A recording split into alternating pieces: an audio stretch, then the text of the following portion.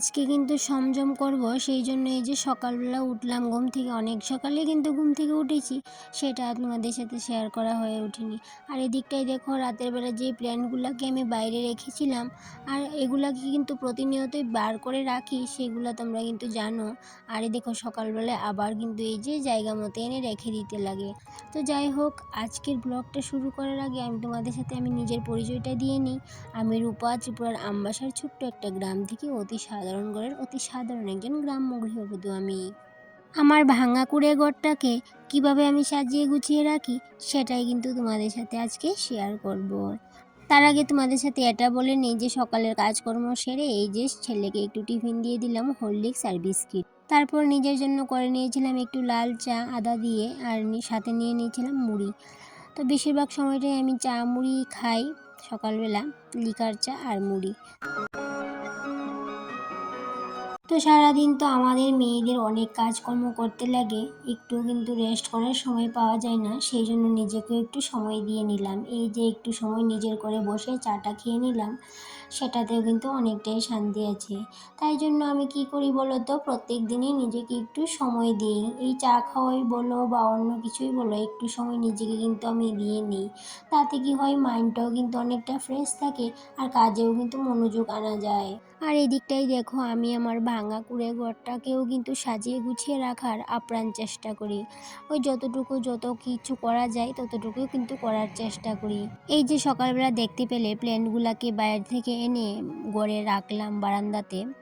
তো এইগুলাকে কিন্তু রাতে বার করতে হয়, তারপরে কুয়াশায় রাখতে হয়, তারপরে যেগুলো ইনডোর প্ল্যান্ট সেগুলোকে কিন্তু আর বার করতে হয় না, কিন্তু যেগুলো ইনডোর প্ল্যান্ট না ওইগুলোকে কিন্তু ওই যে রোদের আলো লাগাতে লাগে।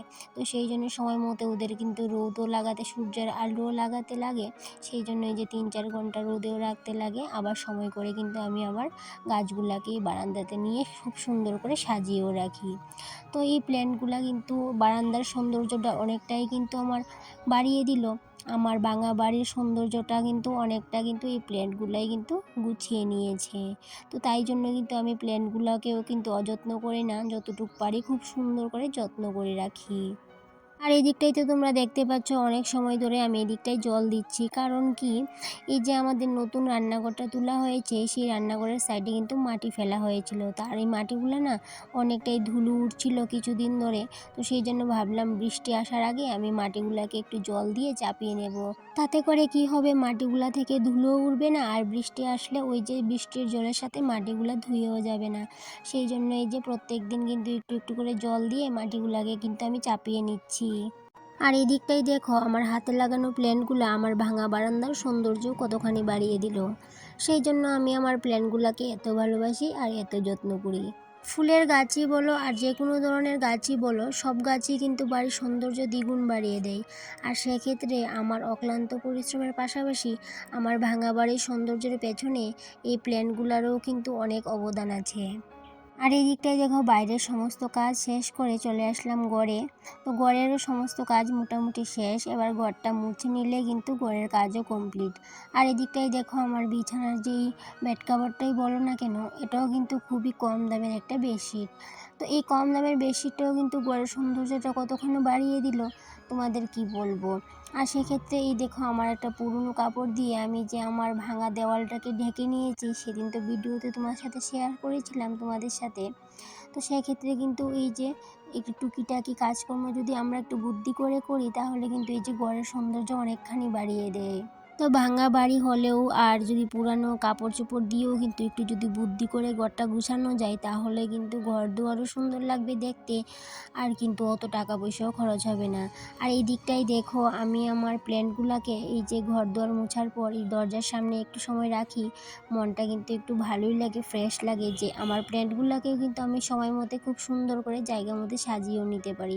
আবার ইচ্ছা করলে অন্য জায়গায় নিয়ে সাজিয়ে রাখি, ইচ্ছা করলে কিন্তু এই যে বারান্দার উপরেও সাজিয়ে রাখি। যখন আমার যেখানে ইচ্ছে করে আমি সেখানে কিন্তু গাছগুলোকে সাজিয়ে রাখি। আর যেহেতু আজকে সংযম করব, সেহেতু এই যে রান্নাঘরের বাসন-কুসন সমস্তই ধুয়ে নিলাম। তারপর ঘরদোরও মোছা হয়ে গেল, সেটা তো তোমরা দেখতেই পেলে। তো এখন বাসনগুলোকে এই জায়গায় মেলে দিয়ে তারপর কিন্তু স্নানে চলে যাব। স্নানটা সেরে এসে রান্নাটা করতে হবে, কারণ কি অনেকটাই বেলা হয়ে গেছে। আর এদিকটায় ছেলেও খাওয়া হয়নি, আমারও খাওয়া হয়নি। এই যে 11টার মতো বেজে গেছে। এবার কিন্তু সমস্ত কাজ বাজ শেষ করে নিয়েছি। তো এবার চলে যাব স্নানে। স্নান সেরে পূজা করব, তারপরে কিন্তু রান্না বান্না করব। আজকে ভাবছি খুবই সিম্পল রান্না করব, কারণ কি অনেকটাই বেলা হওয়ার কারণে আমি যদি খুব বেশি রান্না করতে যাই তাহলে কিন্তু অনেকটাই দেরি হয়ে যাবে। তাই জন্য ভাবলাম খুব সিম্পলই আজকে রান্নাটা করে নেব।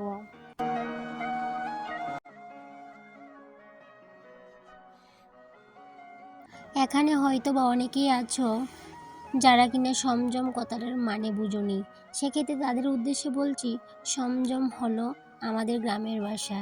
যে কোনো পূজা পার্বণের আগের দিন আমরা সংযম করি, মানে পুরনো রান্নাঘর পরিষ্কার পরিচ্ছন্ন করে নিরামিষ খাওয়া।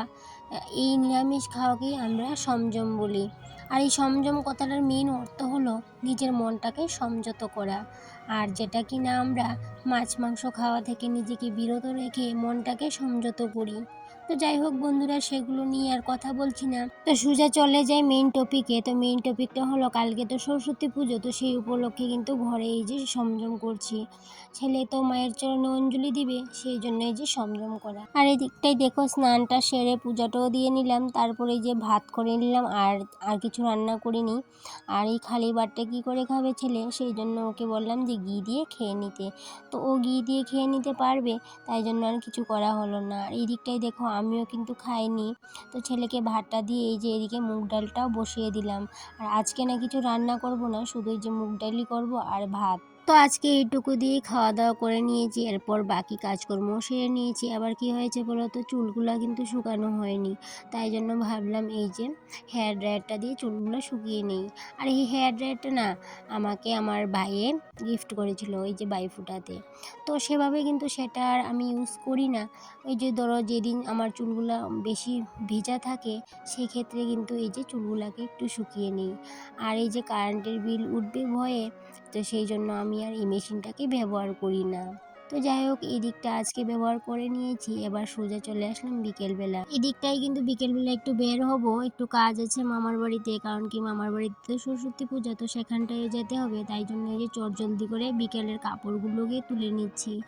আর ঘরের কাজকর্ম না করে কিন্তু তুমি কিন্তু বের হয়েও শান্তি পাবে না, মনে হবে কি বাড়িতে কী যেন রেখে এসেছি। তো তাই জন্য সমস্ত কাজ বাজ যদি কমপ্লিট করে বের হই, তাহলে কিন্তু অতটাও কিন্তু সমস্যা হয় না। আর এদিকটাই তাড়াতাড়ি করে সেই জন্য কাপড়গুলোকেও ভাঁজ করে নিচ্ছি। আর এদিকটাই দেখো, চুলগুলো আজকে আমি হেয়ার ড্রায়ার দিয়ে শুকিয়েছিলাম। অন্যদিন কিন্তু আমি এই যে রোদে দাঁড়িয়ে চুল শুকিয়ে নিই। তো আজকে যেহেতু রোদটা চলে গেছিলো আর সময় পাইনি, সেই জন্য হেয়ার ড্রায়ার দিয়ে চুলগুলোকে শুকিয়ে নিয়েছিলাম। আর এদিকটাই দেখো, সমস্ত কাপড় চোপড়ও শুকিয়ে ভাঁজ করে নিলাম, সেগুলোকে ঘরে নিয়ে এবার রেখে দেবো। আর আজকের ব্লগটা এই পর্যন্তই থাকলো। আবার দেখা হবে পরবর্তী ব্লগে। তোমরা সবাই ভালো থেকো, সুস্থ থেকো, টাটা।